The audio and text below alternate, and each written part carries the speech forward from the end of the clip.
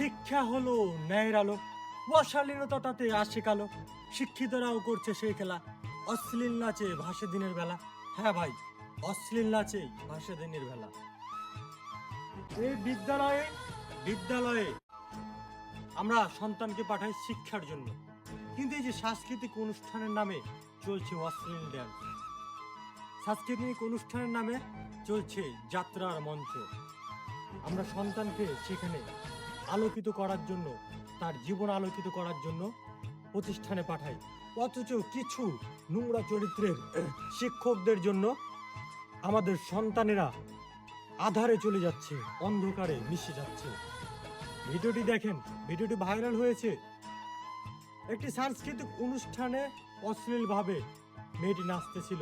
হয়তো তার পারিবারিক শিক্ষার অভাব, তার পরিবার খারাপ, সেই প্রতিষ্ঠানটা খারাপ। এই দেখেই সোশ্যাল মিডিয়ার এই সমস্ত কিছু দেখে শিক্ষার প্রতি কেমন জানি একটা ভিতরে ঘৃণা জন্মে যাচ্ছে।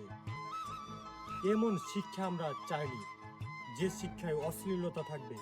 আমরা এমন প্রতিষ্ঠান চাই না যে প্রতিষ্ঠানে পাঠদানের বিপরীতে অশ্লীলতা চলবে।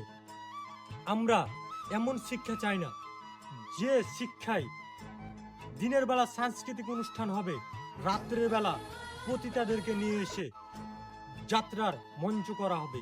আমরা এমন শিক্ষা চাই না যে শিক্ষায় শিক্ষক এবং ছাত্রী একসঙ্গে ড্যান্স করবে। আমরা এমন শিক্ষা চাই না যে শিক্ষা থেকে জাতি অন্ধকারে চলে যাবে।